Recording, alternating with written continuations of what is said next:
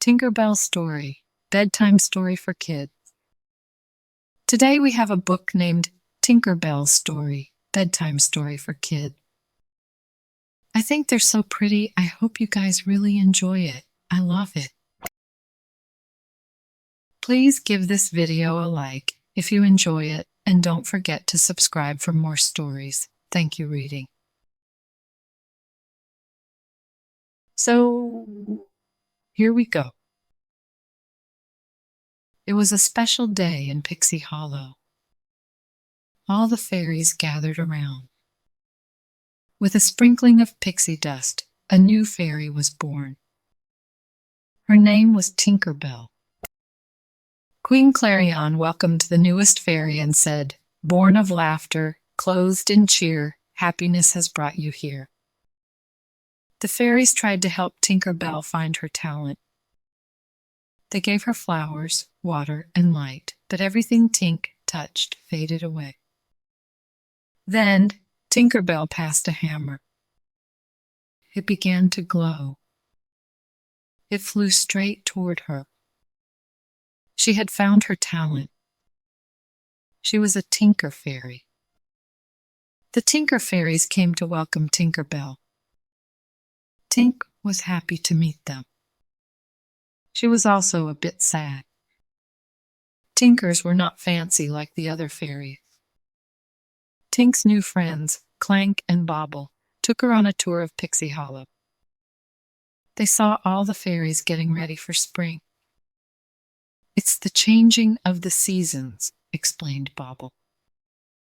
There was a lot going on at Tinker's Nook. Tinkerbell loved seeing all the useful things the Tinker Fairies made. Fairy Mary was the head tinker. She told Clank and Bobble to deliver their creations to the rest of the fairies fast. They would need the items on the mainland. "The mainland sounds flitter. Thick," cried Tink. The Tinker Fairies showed the Queen what they had made. One of Tinkerbell's creations still needed some work. Tink would fix it in time to take it with her to the mainland. The Queen told Tink that Tinker Fairies did not go to the mainland. "Your work is here in Pixie Hollow," Queen Clarion said. "Being a tinker stinks," said Tinkerbell back at Tinker's Nook. Fairy Mary told her that she should be proud of who she was. But Tinkerbell did not want to be a tinker. She wanted to be a nature fairy. She asked her friends for help.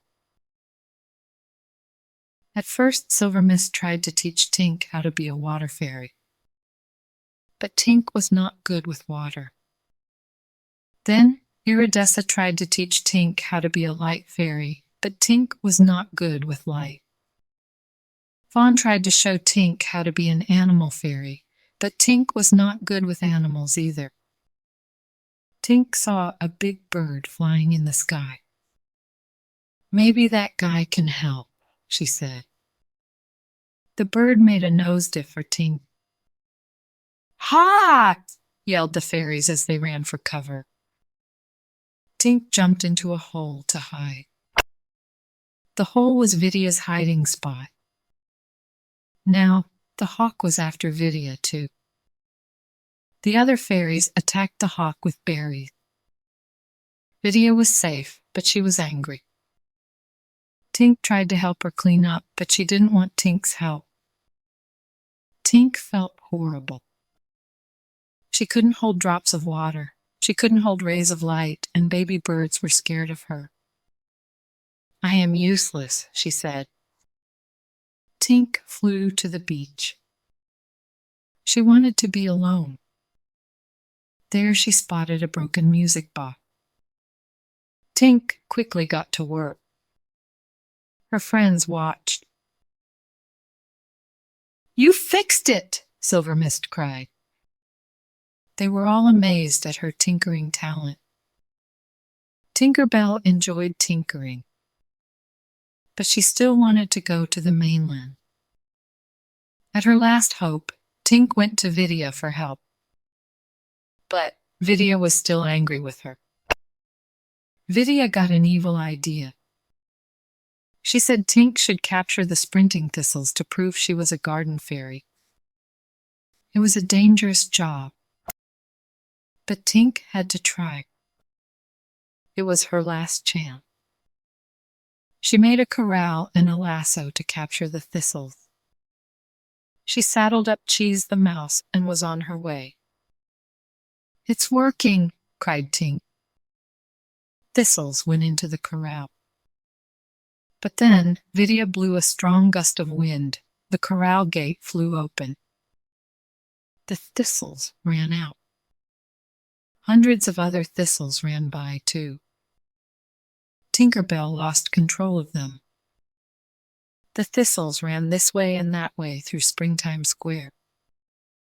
They destroyed all the springtime supplies. Everyone was upset. Spring would have to be canceled. It was all Tinkerbell's fault. She flew away in shame. Tinkerbell decided to leave Pixie Hollow for good, but she stopped one last time at the Tinker's workshop. As she looked around, she got an idea. She knew how to save spring. Back at Springtime Square, Vidya was punished for helping the thistles escape. And everyone was sad that spring wouldn't be coming.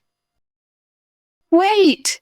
I know how we can fix everything, but I can't do it alone," Tinkerbell cried. The fairies were eager to help. Tink showed everyone what to do. In the blink of an eye, Tink's creations filled buckets with berry paints and seeds. Soon, everything was ready for spring. "You did it! You saved spring!" exclaimed Queen Clarion. "We all did it," said Tinkerbell. Fairy Mary told Tink she could go to the mainland, too. The music box Tink had fixed belonged to a special little girl, and only Tinkerbell could deliver it to her. Tinkerbell was happy.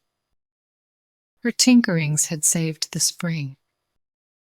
She was a Tinker Fairy, and proud of it. The end. Good job, friends. Thank you so much for reading with me. Bye, I'll see you next time.